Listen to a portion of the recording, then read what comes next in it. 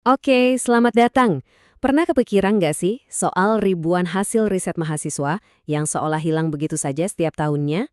Nah, kali ini kita bakal bongkar gimana sebuah universitas berhasil mengubah harta karun yang terlupakan ini jadi sebuah perpustakaan digital yang super canggih dan berguna.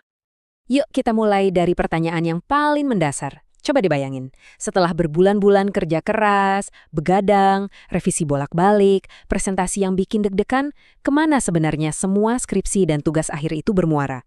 Ini pertanyaan penting loh. Dan sayangnya, jawabannya tuh seringkali bikin miris. Semua kerja keras itu, ya udah, cuma berakhir jadi arsip mati. Kayak masuk ke sebuah lubang hitam digital gitu. Ilmunya ada di sana, tapi nggak ada yang bisa nemuin atau pakai lagi. Sayang banget kan? Nah, ini dia nih, akar masalahnya. Banyak banget universitas mungkin tanpa sadar punya semacam perpustakaan yang hilang. Isinya pengetahuan yang luar biasa banyak, tapi yaitu hampir mustahil buat dijelajahi. Coba kita bedah lebih dalam lagi ya. Istilah kerennya untuk ini adalah arsip pasif. Gampangnya gini deh, coba bayangin sebuah perpustakaan super besar, tapi nggak ada katalognya sama sekali. Bukunya sih ada, seabrek. Tapi kalau mau cari satu info spesifik, wah bisa pusing 7 keliling. Nah, begitulah nasib kebanyakan arsip tugas akhir. Dan dampaknya ini nyata banget. Ini bukan cuma soal file yang berantakan ya. Kalau mahasiswa baru nggak bisa belajar dari riset seniornya, inovasi jadi mandek. Ilmunya jadi terkotak-kotak, nggak nyambung. Roda kemajuan akademik yang harusnya muter kenceng, malah macet.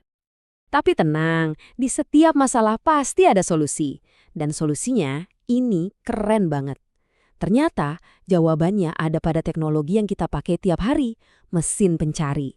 Tapi ini bukan mesin pencari biasa, ini yang dirancang khusus buat kebutuhan dunia kampus. Lihat deh perbedaannya, jauh banget kan? Dari yang tadinya arsip pasif, sekarang jadi pusat data yang terintegrasi. Dari file yang mencar-mencar jadi satu basis ilmu pengetahuan.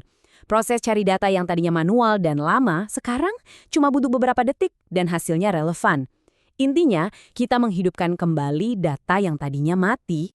Jadi apa sih rahasianya? Kuncinya ada di teknologi yang dipakai.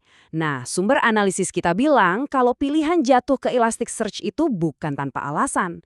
Ini bukan cuma perbaikan teknis biasa, ini adalah langkah strategis buat menyelesaikan masalah sampai ke akarnya. Untuk jangka panjang. Oke, sekarang kita intip dapurnya yuk. Gimana sih cara kerja teknologi ini? Kenapa harus Elasticsearch?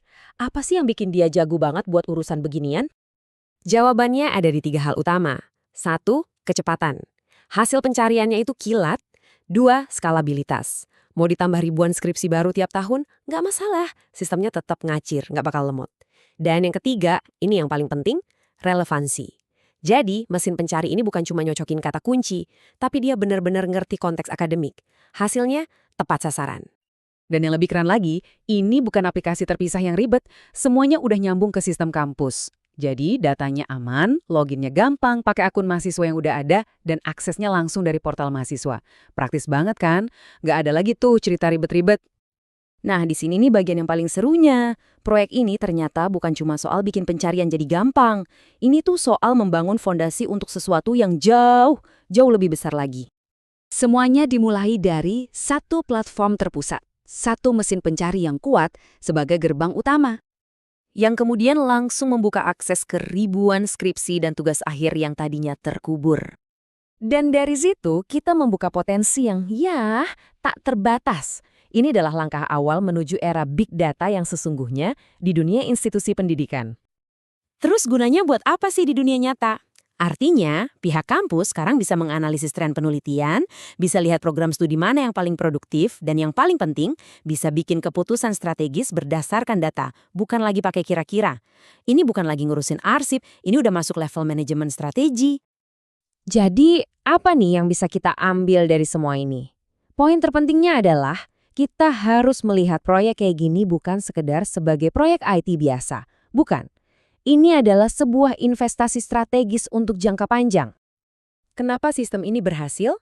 Karena solusinya relevan, menjawab masalah yang ada, lalu sesuai dengan kebutuhan penggunanya, dan yang pasti, berkelanjutan.